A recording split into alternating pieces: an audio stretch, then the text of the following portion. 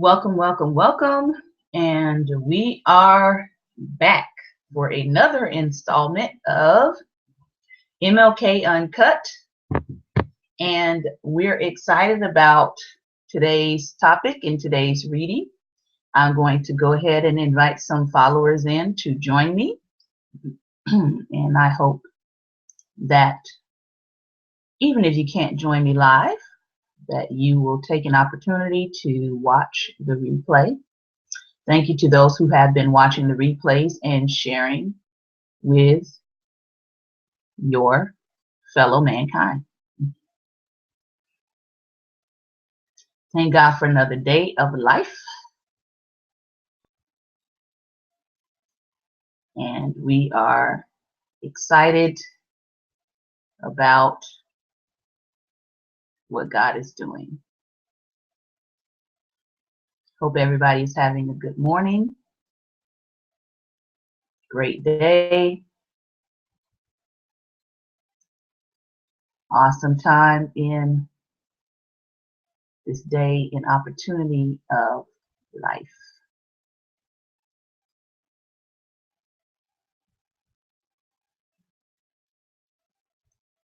Yep. Thank God for it.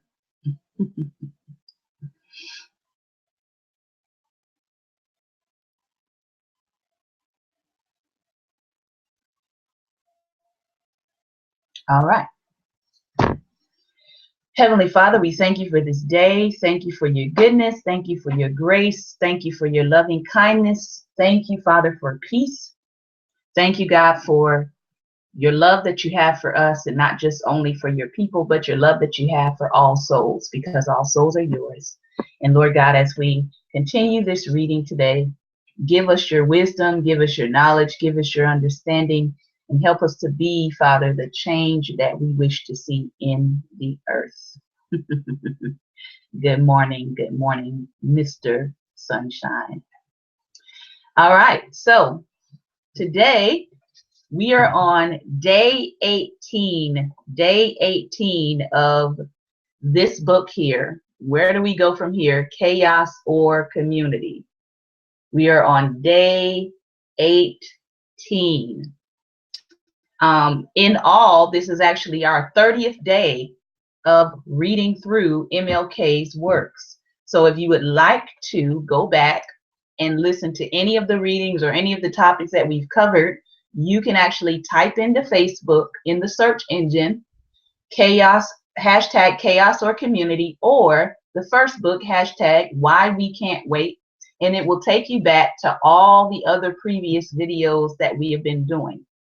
Once we started this book, Chaos or Community, we began to also live stream on our YouTube channel. So it's also going there now. Our YouTube channel is Church Love 333.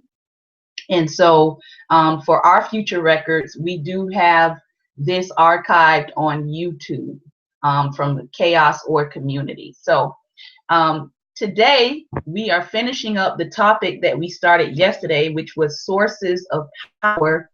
And yesterday we covered, MLK basically said that there are 3 levers of power that Blacks must grasp to influence the course of events. And the first 2 levers of power that he's basically saying, like a lever, we need to access, push, use, was ideological and economic. So we covered those on yesterday. Today, he's talking about using the lever or using the leverage of the power of political power and voice. And so he does begin to get into this. We aren't going to finish everything he says about it today. We're actually going to break this up into 2 parts. And we're going to come back tomorrow and we're going to talk about becoming political activists, the real CIA, which is an acronym. So we'll get to that part on tomorrow. But I want to start, before we get into the reading, I want to start with something that I started reading last night, which ties into today's topic, and that is this wonderful book right here, Tony Evans, and it's from his Life Under God series. Let me put it over here so my YouTube screen can see. All right. And it's one nation under God. We know that there has been lots of talk about patriotism, nationalism. What does that mean for our country? We know, and I've come across several things that let me know that nationalism and patriotism is a religion for some. And so we are not to worship this country. We are not to worship anything other than God and God alone. But there are certain things that we can do in respect to this country to be good citizens, right? But I want to read this first piece to you because it ties into the political power. Tony Evans says, you cannot read the Bible and ignore the political realm. The Bible is thick with politics. You have two books, 1 Kings and 2 Kings, that strictly deal with the rule and reign of government leaders. Now, if you've read either one of those books, there's even a section in there where God begins to tell you what the character of a king should be like, since the people desire a king. And he goes into 7 characteristics that a king should have. He goes on to say, John the Baptist condemned the immoral conduct of Herod Antipas, which led to the prophet's execution. So there is some danger, right, in being a person who is prophetic, and being a person who seeks the righteousness of God in the political realm. It can get you killed. That's just the bottom line. It can get you executed. It can get you socially ostracized. It can get you economically lynched, right? So political realm is not really something that most people want to dive into because of the things that are put on the line when you jump into this particular arena.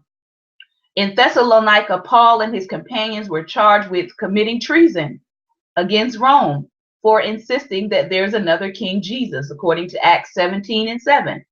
And in the greatest act of political and moral rebellion ever against God, the Antichrist will set up his worldwide government of pure evil, and he will rule the earth. Revelation 13:1-10. So I totally agree with Tony Evans on that you cannot read the Bible without recognizing that there's politics involved, right?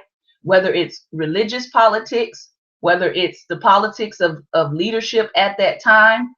And you see throughout the scriptures how God raises up people to step into those arenas, who have the grace and the calling to step into those arenas, whether they step in as intercessors, cupbearers, advisors, judges, right? The wife of a king. So to try to be diplomatic and think that as a believer you're not going to encounter some kind of interaction with the political realm is really naive. Now, I live right now in the DMV, so we get a chance to see a lot of the political arena in action. We get a chance to interact with some of the people, some of the lawmakers, some of the decision makers. We get an opportunity to see those believers, right, who are serving, who are full of the Holy Spirit and are doing their job to the best of their ability. We also get a chance to see those who would sell their grandmother if possible. So you see a lot of different things happen, and we also get a chance to hear what's being proposed at the national level that will affect all the states and eventually affect your particular area. So sometimes as prophetic people, when we try to warn people about certain things that are coming down the pipeline, they don't always listen. And again, that goes with the prophetic territory, because hey, you can warn people, but they don't necessarily have to listen, or they don't necessarily have to take serious what they're being warned about. But again, your job as a prophetic person as a believer is to speak the truth, to warn people, and to keep it moving, right? Because you want to make sure that you have a clear conscience before God. So if people don't listen, the blood is off of your hands. You've done what God instructed you to do in that particular situation.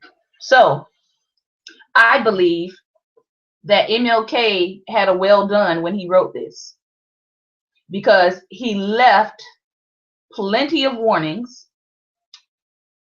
He left plenty of instruction on what to do about problems. He left plenty of wisdom concerning what worked in the past, what didn't work. He recognized that there were mistakes made. He recognized that some things they did spontaneously, and they wound up working. And he also pointed out, as we started talking about yesterday, that people wrote plans. Now, whether the government will ever get around to enacting those plans, the reality is the previous generation did not leave us without plans. The previous generation was making plans and making efforts to cooperate with our government so that economic justice and social justice and equal opportunity and civil rights and human rights could be enacted. All right. So we can't blame that on Martin. A lot of people, especially yesterday, were saying, well, I wonder what MLK would say about police brutality. I wonder what MLK would say about patriotism. I'm like, you don't have to wonder. Get his book and read. He had plenty to say, and he was very clear about his stances. So the problem is we don't read, right? Or we say we don't have enough time to read, or we don't have enough time to get into these things. But the reality is MLK was very clear, and he did leave us a record. So we're getting back into his record right now. And he is now talking about sources of power. And we're going to read today about political power and voice. So let's start there. Brandon Davis, don't laugh at me. But the reality is, I mean, we can know what MLK thought about something because he wrote it down and he put it in a book. So invest some time, please, in reading what our civil rights leaders actually wrote down and actually thought about these topics, because they did not leave us clueless. All right, so let's get into our reading. The final major area of untapped power for the Negro is in the political arena. Now, I would venture to say that this is still a fairly untapped area for Black people. We'll get into that on Friday as to why I think it's still a fairly untapped area.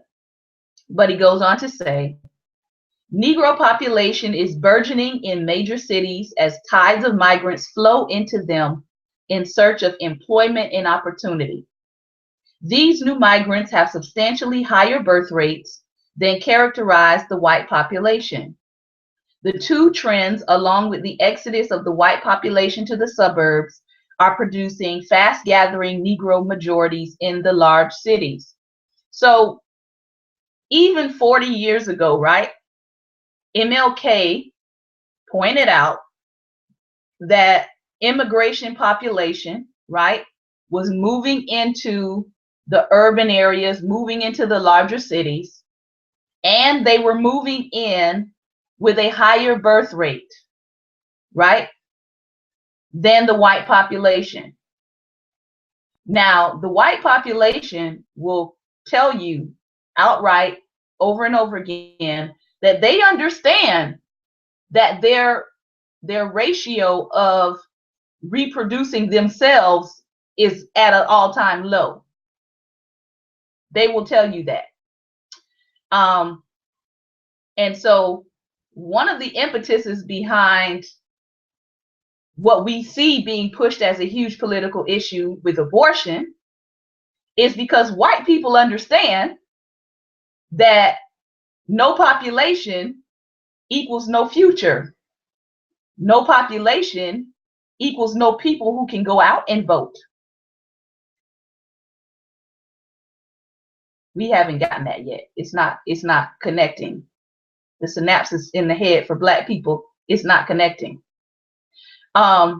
So he noticed back then the trend of new people of color, immigrants, migrants moving into urban areas, and the other trend of the white population moving further and further and further out to the suburbs. Now we keep saying we want everybody to get along and live together, but the reality is your actions say you want to keep moving yourself out to the suburbs and remain segregated. So actions speak louder than words in this case. So here you have two things happening that MLK is saying is going to transition, right? It's going to change the composition of cities, and it's also going to politically influence votes. All right, so let's read on. The changing composition of the cities must be seen in the light of their political significance. Particularly in the North, the large cities substantially determine the political destiny of the state. These states, in turn, hold the dominating electoral votes in presidential contests. Hear me. This is why there's been lots of controversy, right, over the redrawing of lines, over the redistricting, over the redrawing of lines in neighborhoods. Why? Because people want to make sure that their party or their candidate has the advantage in terms of the voting population, right? So he's saying, because of the way that these cities are now being set up, certain states hold the dominating electoral votes in presidential contests. Now, people argue with me all the time when I tell them the popular vote does not determine the presidency. The Electoral College determines the presidency. The electoral votes and the Federal Reserve determine the presidency. So they're really looking at who is holding these electoral votes for the presidential candidacy. All right. He goes on and he says, the future of the Democratic Party, which rests so heavily on its coalition of urban minorities, cannot be assessed without taking into account which way the Negro vote turns. The wistful hopes of the Republican Party for large city influence will also be decided not in the boardrooms of great corporations, but in the teeming ghettos. So it always boils down to, it seems, to the year leading up to an election, that everybody kind of, these candidates start feigning concern, right? Or they start feigning interest in the Black vote, in the Black community. Because regardless of what people say or think, the Black vote does have some significance.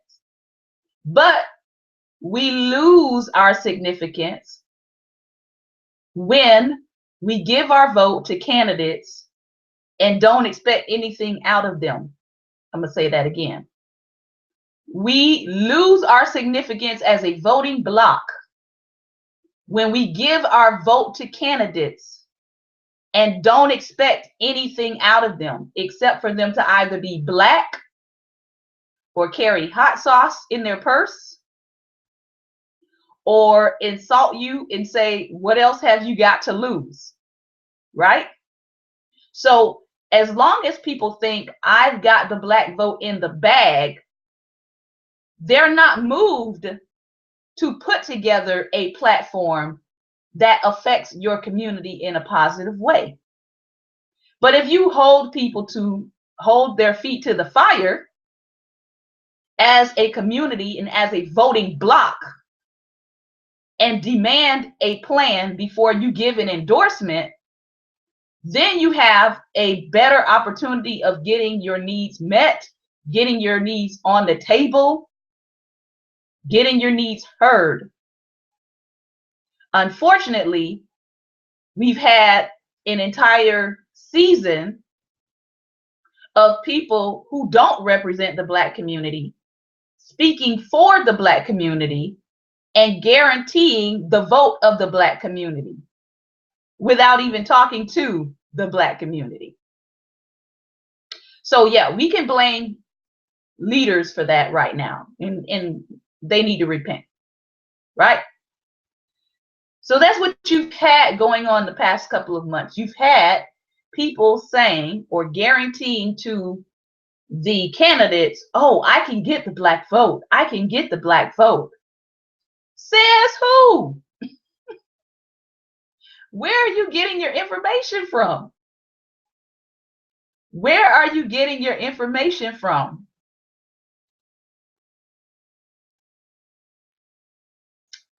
That you can so readily say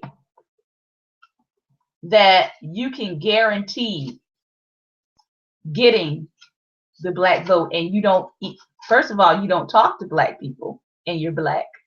Second of all, you don't like Black people and you're Black. I just want to know where you're getting your information from. All right, let's see what else MLK has to say. It's 1964 disaster with Goldwater, in which fewer than 6% of Negroes voted Republican, indicates that the illustrious ghost of Abraham Lincoln is not sufficient for winning Negro confidence, not so long as the party fails to shrink the influence of its ultra-right wing. So MLK, who was a Republican, makes it very clear that you cannot continue to use the phrase the party of Lincoln as a way to draw in Black confidence that you're going to do right by Black people. And he's speaking to Republicans.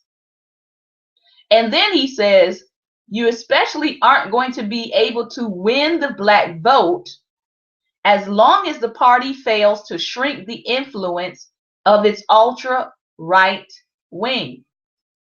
Well, now here we are in 2016, and not only has that influence not been shrunk, but it has taken over mainstream as the face of the party. So even with common sense thinking Republicans, they're not at the forefront anymore. They're not seen as the face of that particular party.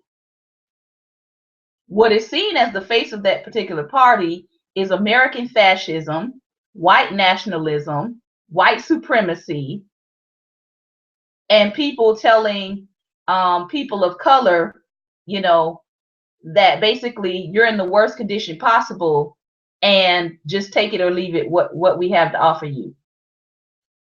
So if that's the way you're going to run your party, then you're going to lose even the Black Republicans that you have. But of course, you know, nobody can really tell you that because you think that you know it all. Let's continue to read. The growing Negro vote in the South is another source of power, as it weakens and enfeebles the Dixiecrats by concentrating its blows against them. It undermines the congressional coalition of Southern reactionaries and their Northern Republican colleagues. That coalition, which has always exercised a disproportionate power in Congress by controlling its major committees, will lose its ability to frustrate measures of social advancement and to impose its perverted definition of democracy on the political thought of the nation. The Negro vote presently is only a partially realized strength. It can still be doubled in the South. In the North, even where Negroes are registered in equal proportion to whites, they do not vote in the same proportions. Assailed by a sense of futility, Negroes resist participating in empty ritual. However, when the Negro citizen learns that united and organized pressure can achieve measurable results, he will make his influence felt. Out of this consciousness, the political power of the aroused minority will be enhanced and consolidated. Up to now, that power has been inconsequential because, paradoxically, although Negroes vote with great discernment and traditionally as a bloc, essentially we have been unorganized, disunited, and subordinated in the decision-making process. There is no correlation between the numerical importance of the urban Negro vote to the party it supports and the influence we wield in determining the party's program and policies, or its implementation of existing legislation. Our political leaders are bereft of influence in the councils of political power. And in 2016, this is still the issue. Because every time people are asked, what is the party's platform? Where do African Americans fit into it? What are the policies and plans in place that is going to specifically deal with our community? And this is national TV. Like this is national interviews that I've watched of people, black leaders who are supposed to be quote unquote negotiating for the black community. But every time they're asked, what is the party's program and policies for Black America? They can't give a specific answer. Or they will say, we're working on it. Or they will say, we have something written down that we hope to get before X, Y, and Z personality. But there's no guarantee that it's even going to be looked at. So even back then, MLK was pointing out the fact that you are a political leader, but you don't have the influence in the councils to determine what programs and policies will be on the platform that's actually going to benefit your community.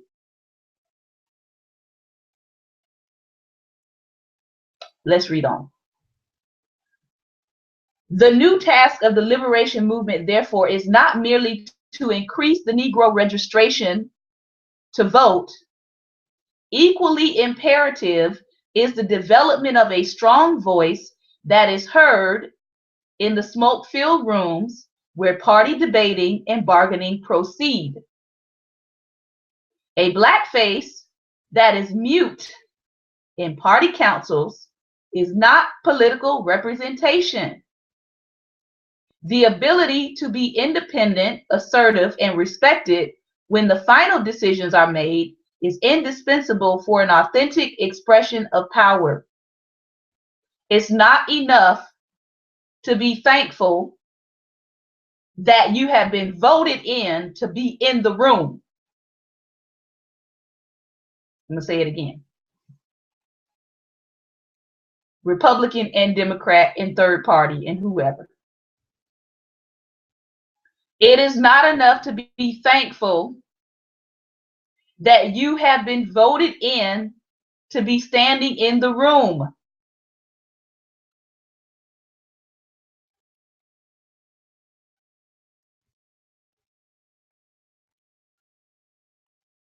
An authentic expression of power means that you're not just standing in the room representing your constituents, but that your voice is heard. Your voice is not put on mute. You're not told, well, you ought to be glad that we got you in this position, but your voice is supposed to be heard. The policies and proposals that you put forth on behalf of your constituents should actually be read, listened to, brought before your committee.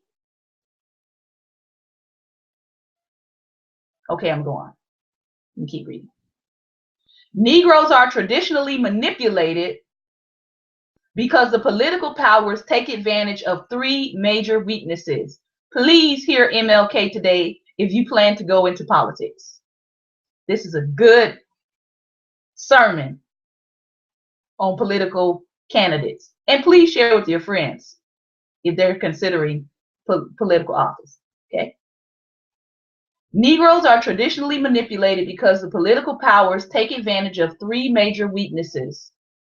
The first relates to the manner in which our political leaders emerge.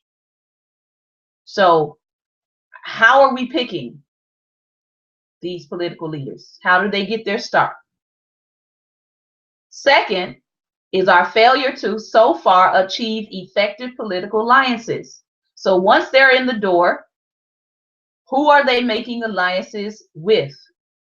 And are they good alliances for the community? The third is the Negro's general reluctance to participate fully in political life. Because as we know, politics can get dirty and corrupt. And most sane people, some people just don't have the grace to be in this realm, right? So there's a reluctance to participate fully in political life. The majority of Negro political leaders do not ascend to prominence on the shoulders of mass support. And this is where we as a community, right, have to get better at mass support and getting behind, which I've seen in local elections, definitely getting behind the leaders that we want to send. There needs to be better show and better demonstration, right, of mass support. So he's saying here, most of the leaders that we have in power now, they don't ascend to prominence on the shoulders of mass support from the Black community. Although genuinely popular leaders are now emerging, most are selected by white leadership. They're elevated to position by white leadership. They're supplied with resources and inevitably subjected to white control. I live here in the DMV and I see it all the time. When you are selected by white leadership and you don't have the mass support of the Black community behind you, you inevitably become subjected to white control. And in some cases, if that person, right, who endorsed you and supported you, feels a certain way about the Black community and the Black population, and they endorsed you and they supported you, then you're going to tend to voice their voice about the Black community as opposed to voicing the Black community's concerns. That's what happens. MLK goes on to say, the mass of Negroes nurtures a healthy suspicion toward these manufactured leaders. Experience tells them that color is the chief argument their leaders are offering to induce loyalty and solidarity. The Negro politician they know spends little time in persuading them that he embodies personal integrity, commitment, and ability. He offers few programs and less service. Tragically, He is in too many respects not a fighter for a new life, but a figurehead for the old one. So what MLK is pointing out here is that when you have leadership, black leadership in power, that he calls manufactured leaders, meaning they have been picked out and selected by white leaders, they don't necessarily feel an obligation to the community. They spend very little time in the community, hearing what the community wants.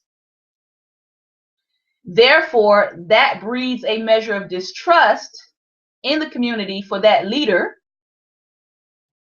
And as he says, tragically, that leader in many respects does not fight for the community because he hasn't been in the community. He doesn't know what the community wants, desires, or needs. So he doesn't wind up fighting for the community. He winds up being a figurehead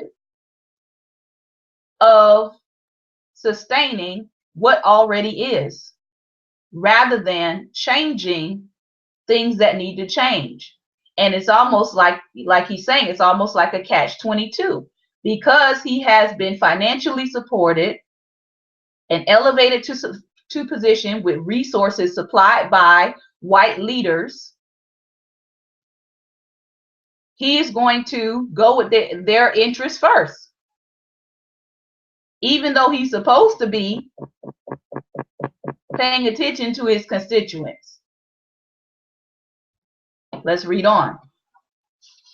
Negro political leaders are impressive or illustrious to their constituents. They enjoy only limited loyalty and qualified support. So very few are impressive or illustrious to their constituents at that point. They enjoy only limited loyalty and qualified support. This relationship, in turn, hampers the Negro leader in bargaining with genuine strength and independent firmness with white party leaders. So again, it becomes a catch-22, because I've been put into office by white party leaders and supported by them, right? It's almost like that leader does not have any street cred, if I can use the term, with the black community. And then in turn, because you don't have any street cred with the black community, and they don't trust you, that in turn hampers any bargaining that you would have with white party leaders. Now listen to this. The white party leaders are all too well aware of his impotence and his remoteness from his constituents, and they deal with him as a powerless subordinate. He is accorded a measure of dignity and personal respect, but not political power. So then he becomes simply a figurehead to say, hey, we've got somebody that's African American in here, but ultimately they're still going to meet our agenda first before they meet the agenda of the black community. The Negro politician therefore finds himself in a vacuum. He has no base in either direction on which to build influence and attain leverage. In Negro life, there's a unique and unnatural dichotomy between community leaders who have the respect of the masses and professional political leaders who are held in polite disdain. Those who lead civil rights groups, churches, unions, and other social organizations are actually hybrids. Although they bargain for political programs, they generally operate outside of partisan politics. In 2 national polls to name the most respected Negro leaders, out of the highest 15, only a single political figure at the time, Congressman Adam Clayton Powell, was included, and he was in the lower half of both lists. This is in marked contrast to polls in which white people chose their most popular leaders. Political personalities are always high on the list and are represented in goodly numbers.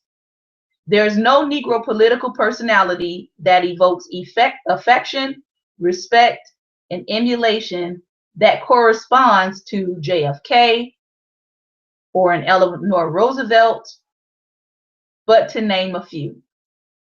The circumstances in which Congressman Powell emerged into leadership and the experiences of his career are unique.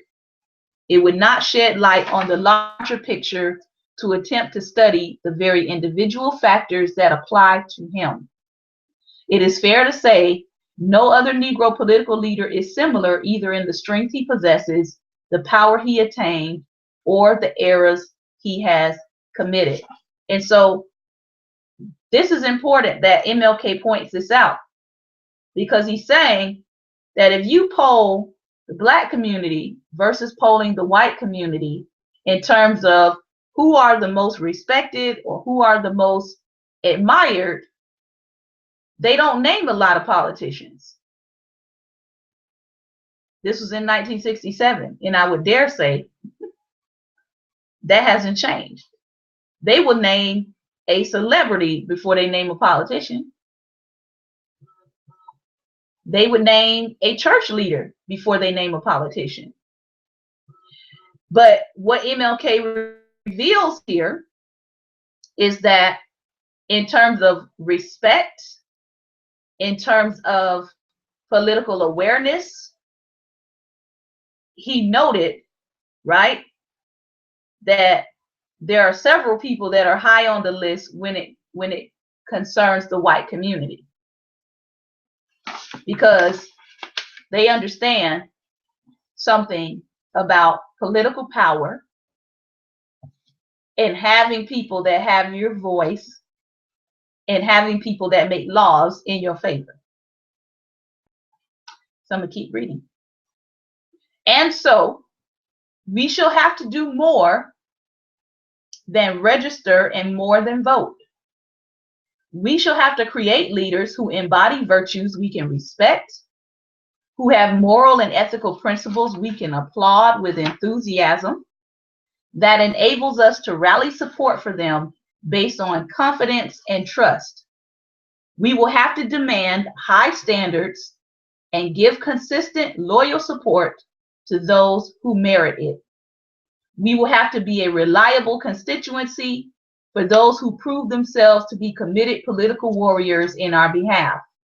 When our movement has partisan political personalities whose unity with their people is unshakable and whose independence is genuine, they will be treated in white political councils with the respect those who embody such power deserve.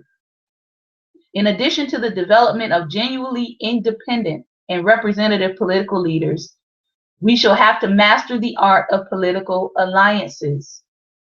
Negroes should be natural allies of many white reform and independent political groups, yet they are more commonly organized by old line machine politicians. We will have to learn to refuse crumbs from the big city machines that steadfastly demand a fair share of the loaf. When the machine politicians demur, we must be prepared to act in unity and throw our support to independent parties or reform wings of the major parties, as are prepared to take our demands seriously and fight for them vigorously. This is political freedom. This is political maturity, expressing our aroused and determined new spirit to be treated as equals in all aspects of life. And looking at 2016, if we decide to take our vote to a third party, the third party shouldn't self-destruct itself, right? Or it shouldn't be so willing to rejoin to the efforts of the two major parties. because that's not helpful. When you're talking about what MLK says here about we should be prepared to act in unity and throw our support to an independent party or a reform party, the reality is some of the reform party winds up returning to the two major parties. So there got to be some consistency there as well.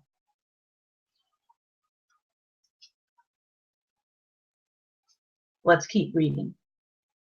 The future of the deep structural changes we seek will not be found in the decaying political machines.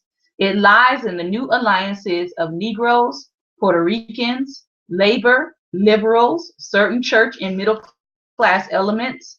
It is noteworthy that the largest single civil rights action ever conducted was the New York school boycott, when nearly 500,000 Negroes and Puerto Ricans united in a demonstration that emptied segregated schools.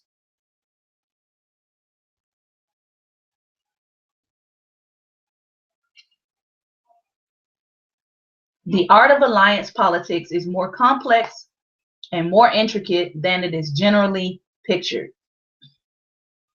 A true alliance is based upon some self-interest of each component group and a common interest into which they can merge.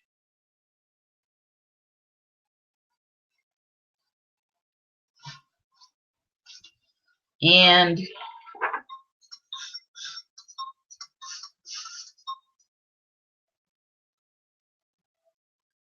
me see.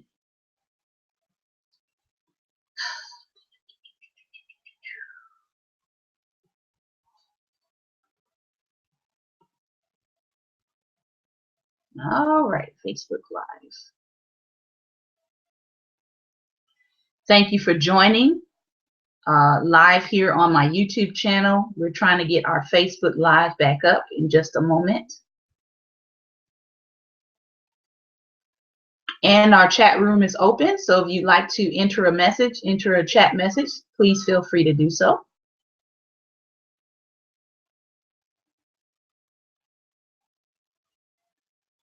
And we're coming back up. G.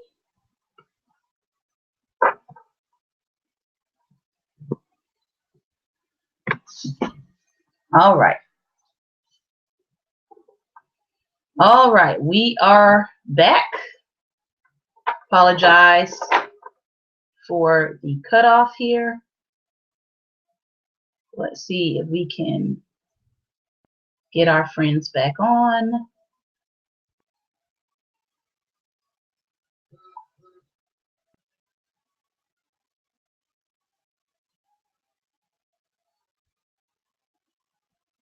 All right, if you are back and the screen is okay,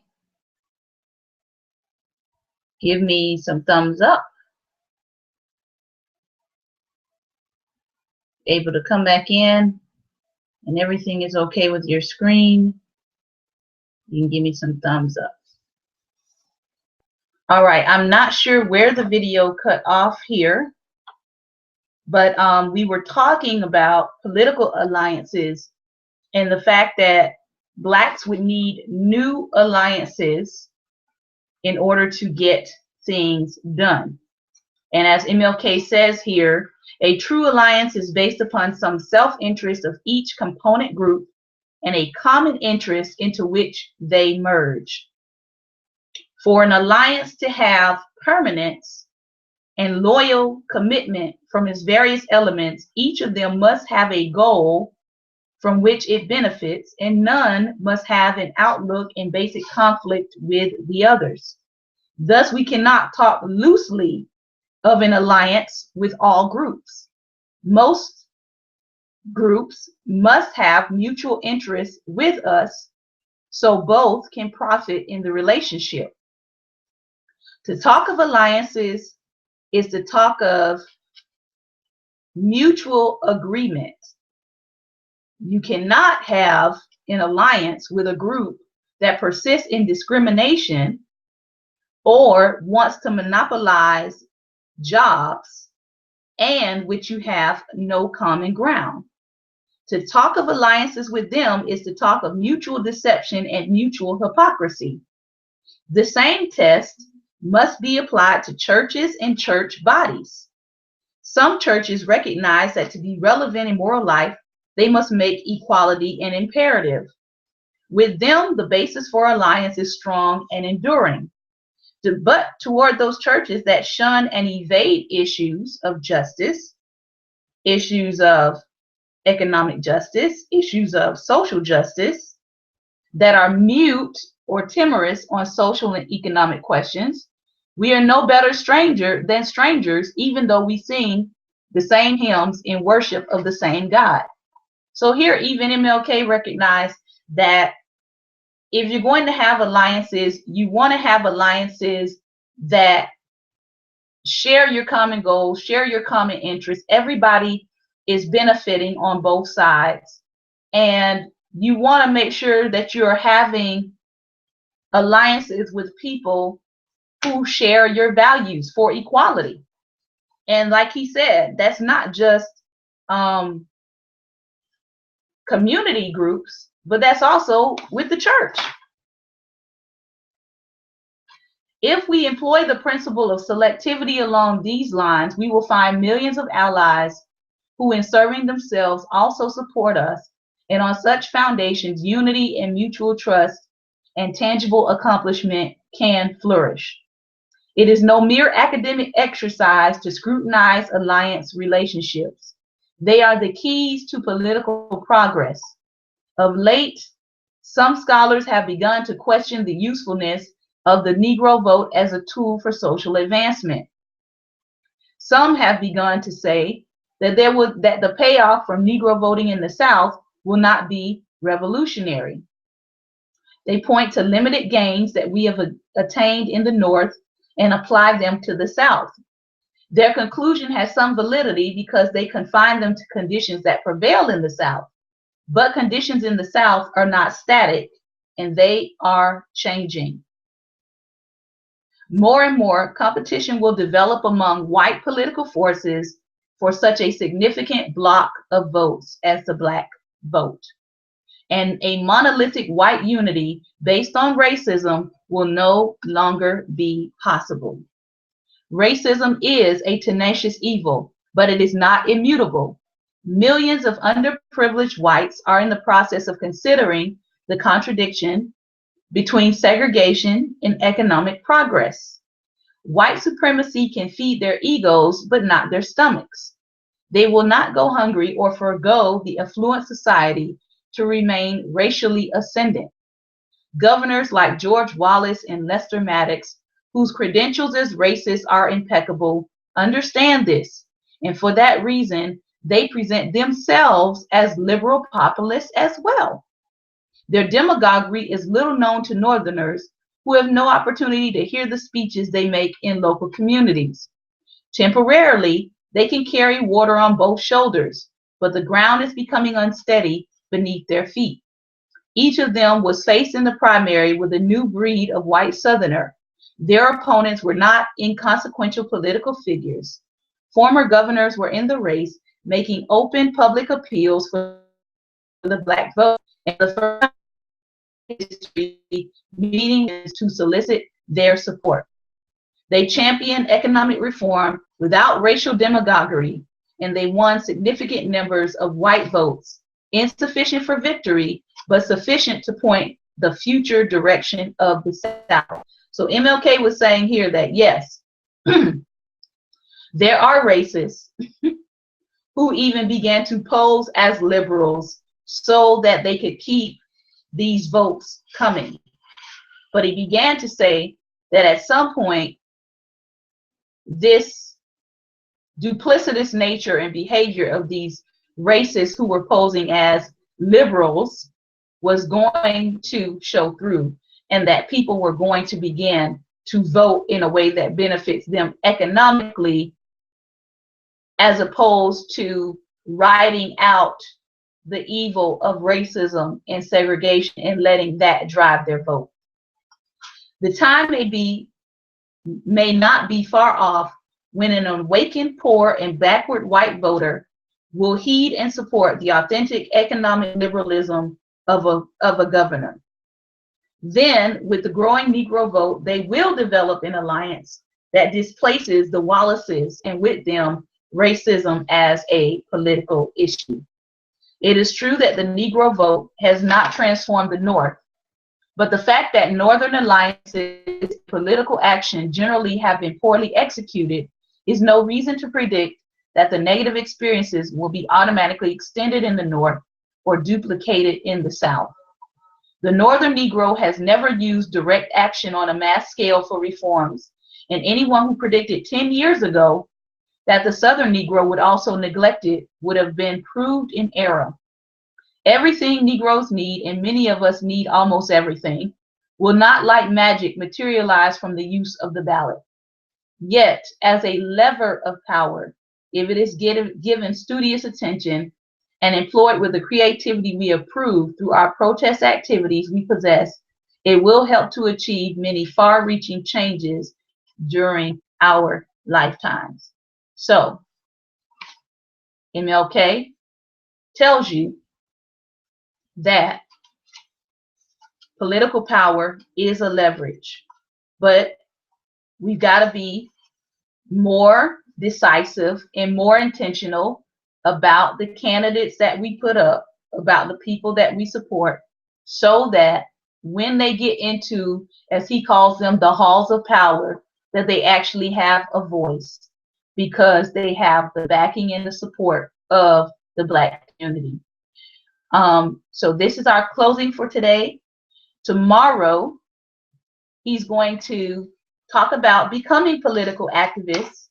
What does that mean? And what is the real CIA? According to MLK, what is the real CIA when it comes to politics? So this has been our reading for today. I hope that you learned something. I hope that you got something out of it. I hope that as these elections go forward, I know some people the local elections are going on now. I hope that you will be intentional about who you vote for, knowing what they stand for, knowing if they are in fact supporting your community and the needs of your community, that they have actual plans. So this has been our reading for today. Thank you for joining, and hopefully I'll see you tomorrow at 11 a.m. Eastern Standard Time. Take care and God bless. Take care. God bless.